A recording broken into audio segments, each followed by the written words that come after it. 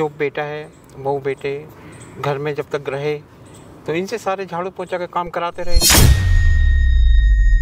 इनके पेंशन का पैसा भी लेते हैं। देखो आपका बेटा आ गया, विपिन आ गया आपका। हाँ, विपिन, आपका बेटा विपिन आ गया। विपिन आया, विपिन आया, विपिन आया, विपिन आया, विपिन, विपिन बेटा कैसा है तू? और माता जी आप बार बार हमारे पास फोन इनको क्यों लेके आती है बताओ, बार बार आप इनको लेके आती है, हम क्या पैसे का। दोस्तों आज मेरे साथ ये लोग जो बैठे हुए हैं दोस्तों, मैं सबसे पहले आपको इस आंटी से मिलवाता हूँ। बहुत प्यारी और जो नहीं होता है कि क्यूटनेस की एक मिसाल जो है हमारी आंटी है। मधु नाम है इनका, मधु शर्मा, और 70 साल इनका एज है। और साथ में हमारे अंकल हैं। ये अंकल कौन है, इनका रिश्ता क्या है, वो मैं आपको एक्सप्लेन करता हूँ। पहले मैं आंटी का परिचय करा दूँ। आंटी नाम क्या आपका? मधु शर्मा। मधु शर्मा। कितना एज है आपका? I am 70 years old। 70 साल की आप है? 70 साल की हूँ मैं। कोई नहीं आंटी, देखिए आंटी घबराइएगा नहीं, ठीक है? हम लोग जो कर रहे हैं ना, मतलब आपके भले के लिए कर रहे हैं। हाँ। है ना? बस आप अपना आशीर्वाद देते रहिएगा, खुश रहिए, ठीक है? दोस्तों बात क्या है ना, आंटी रहती है एक यहाँ पे मेरे पास में आर्यन ओल्ड एज होम के नाम से, एक यही नाम है ना? हाँ, आर्यन ओल्ड। हाँ, आर्यन ओल्ड एज होम के नाम से कोई वृद्धाश्रम है, मतलब वहाँ पे अंकल गार्ड की नौकरी करते हैं और आंटी वहाँ पे मतलब 1-2 साल से लगभग है। क्या बात है, ये संतोष अंकल है, ये इनको लेकर आए हैं। और जब इनको पता चला इनके बारे में, तो एक दोस्तों मैं बात बोलना चाहूँगा कि इंसान ना घमंड करता है अपने खून के रिश्ते पे। भाई बहन, बेटा बेटी, बहुत सा ऐसा रिश्ता होता है जिसपे इंसान घमंड करता है कि मुझे प्राउड है कि मेरा ये भाई है, मेरा ये बहन है। मैं ऐसा बोलता हूँ ना कि ये कलयुग जो चल रहा है ना, इसमें ना भूल जाओ सब चीज़,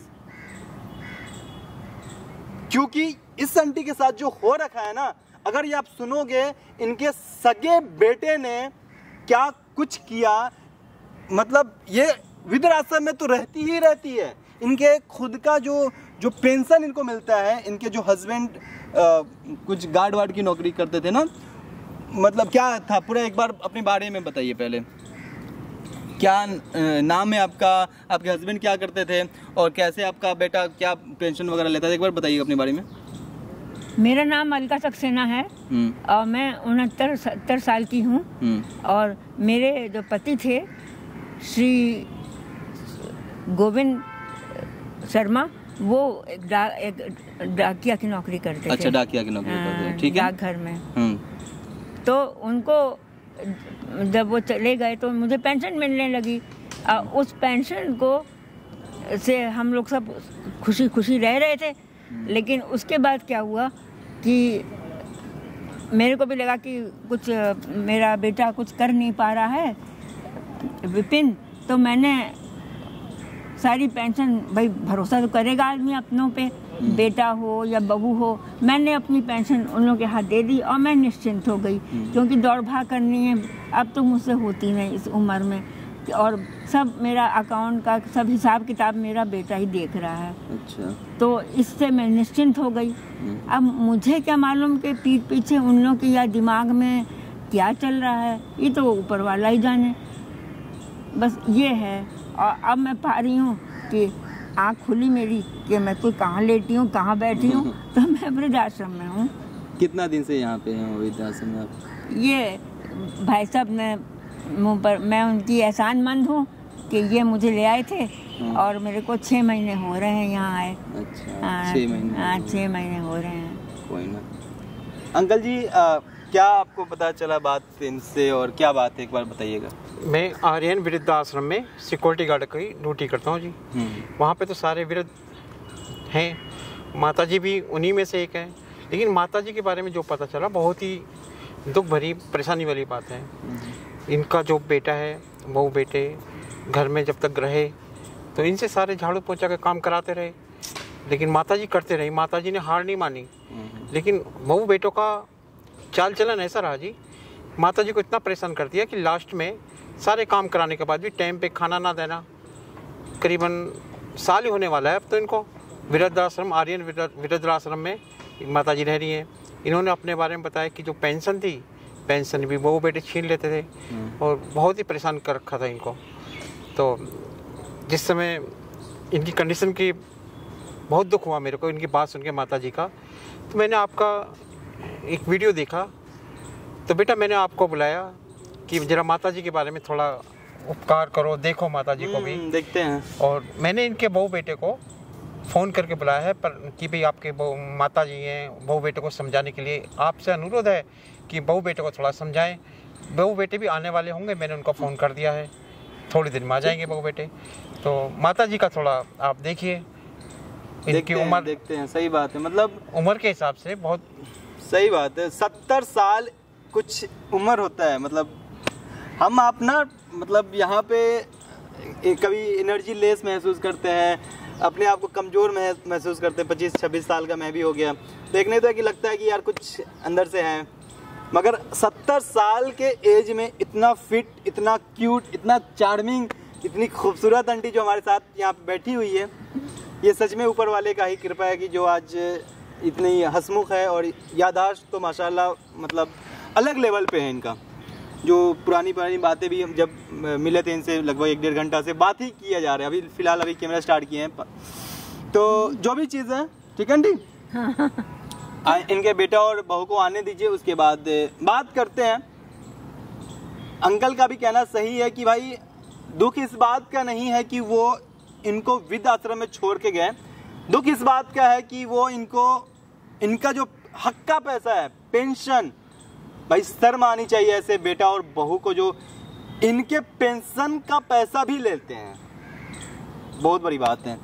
तो आंटी जो भी चीज़ है मैं रखने की कोशिश करता हूँ। और आंटी के बारे में एक और चीज़ मैं प्यारी सी बात बताता हूँ। आंटी इंग्लिश ऑनर्स है ना आंटी? कुछ चीटी चल रहा था। आंटी जो है इंग्लिश ऑनर्स है और इंग्लिश में अच्छा खासा बात कर रही थी। तो जो भी चीज़ है मैं आपको सब चीज़ दिखाने की कोशिश करूँगा। बने रहिएगा इस वीडियो को लास्ट तक। आई होप ये वीडियो आपको अच्छा लगेगा। माता जी देखो आपका बेटा आ गया, विपिन आ गया आपका। हाँ, विपिन, आपका बेटा अरे विपिन वाह, आ गया। विपिन आया, विपिन आया, विपिन आया, विपिन आया, विपिन, विपिन बेटा कैसा है तू? कैसा है तू? कैसा है? कैसे? ठीक है, ठीक है। आजा, आजा, आजा, आजा बहू, आजा, आजा। माँ तो ठीक है ना? हाँ ठीक हूँ, हाँ बिल्कुल ठीक हूँ। आप अंकल जी किस लिए बुलाए अंकल जी? बेटा मैंने माता जी के लिए आपको बुलाया था। माता जी की तबीयत थोड़ा आजकल ज़्यादा ख़राब हो रही है, तो उसमें दवाई का खर्चा बढ़ रहा है। अच्छा। तो थोड़ा आप उसका और ध्यान रखते। तो आश्रम में थोड़ा परेशानी पड़ रही है माता जी को। ये आप क्या बोल रहे हैं अंकल जी? जब सरकार आश्रम में आप लोग नहीं रह सकते, मैं कहाँ से रख सकता हूँ? मेरे पास पैसे हैं, आप पता है। हम लोग कहाँ से क्या करेंगे? चुप रुको, बात करता हूँ। आप क्या बोल रहे हैं? ये बेटा थोड़ा आप देखते ना, इनको माता जी को थोड़ा दवाई वगैरह परेशानी बीमारी की ज़्यादा बढ़ रही है, इसलिए थोड़ा आप करिए इसको। देखो हमारी वैसे भी हालत ख़राब है, हमारी खर्चा चलना मुश्किल, आपको पता है ना, पता है ना आपको। फिर आप उसके माता जी को मेरे मत्थे मारना चाह रहे हैं। हम किस लिए छोड़ रहे थे आश्रम में, आप बताओ। आप फिर हमें परेशान कर रहे हो पैसे के लिए, मतलब दवाई के लिए। आप नहीं कर सकती सर, आपकी जो वृद्धाश्रम नहीं करता, मैं कहाँ से करूँगा बताओ ना। वृद्धाश्रम का फंड मेरे को थोड़ा मिलता है जी, वो तो आप आश्रम वालों को मिलता है, लेकिन माता जी की तबीयत अस्पताल में आने जाने में ज़्यादा परेशानी है, तो थोड़ा दवाइयों को भी खर्चा बढ़ रहा है माता जी का। तो हो सकता है आप थोड़ा उनको माता जी को देखिए। मेरे पास नहीं है, अपना खर्चा चलाना मुश्किल हो रहा है, और आप इनको मेरे मत, मैं किस लिए इनको छोड़ा था वृद्धाश्रम में, पहले बताओ आप। वृद्धाश्रम तो रख ही रहा है माता जी को, लेकिन इस समय माता जी की तबीयत बीमारी ज़्यादा है, मतलब अस्पताल का आने जाने के चक्कर कट रहे हैं। मैंने आपसे कहा था ना, मैंने कहा था पहले इनसे छुटकारा पा लो, आपने सुना नहीं मेरी बात। देखो करना तो पड़ेगा ही माता जी के बारे में, करिए जैसे। देखो अंकल जी, मेरे पास जितना था। इनको आपने बोला इनको बुलाने के लिए आपने बोला है? माता जी की तबीयत खराब थी ना, हमने आपको विपिन को फ़ोन करा था, विपिन को बुलाया था कि बेटा थोड़ा समझना, माता जी की परेशानी बहुत ज़्यादा बढ़ी हुई है इस समय, तो माता जी भी परेशान है। देखो और माता आप जी इनकी तरफदारी क्यों कर रहे हो, मैं समझ में आ रहा है आप क्यों तरफदारी कर रहे हैं? अरे तो वृद्धाश्रम वाले काम है, और आप हमें परेशान कर, इनको ही परेशान कर रहे हो। नहीं बेटा, वो थोड़ा माता जी की उम्र के हिसाब से देखो, वो 70 साल की हैं, इतनी उम्र हो चुकी है इनकी माता जी की, और माता जी की दवाई का खर्चा इतना बढ़ रहा है, माता जी भी बहुत परेशान है दवाई से। हम नहीं कर सकते, हमारे पास कुछ नहीं है बेटा, हमारे थोड़ा पास कुछ नहीं है ना खाने का। हमारी हालत देख रहे हो हमारी हालत कैसे है, किस तरह से मैं दिख रहा हूँ। जैसे हाँ? माता जी का थोड़ा पेंशन का जो आप बैठिए मैं बात करता हूँ आपसे। उसमें थोड़ा आप देखते। हम कहाँ पेंशन से देंगे भैया? पेंशन के बारे में आप बेटे क्या बोल रहे हैं आप पेंशन के बारे में? हाँ थोड़ा आपने माता बोला जी इनको हैं? आपने बोला इनको थोड़ा दवाई में हेल्प मिल जाती है ना जी, थोड़ा माता और जी आपने पेंशन के बारे में क्यों बोला? आपको तो ना मेरे पेंशन मेरे पिताजी का पेंशन है, उनको नौकरी उनको पेंशन मेरे बेटे को मिला है, इनको तो मैं यहीं इसलिए आश्रम में रख रखा था और आप इनकी तरफदारी करते हो।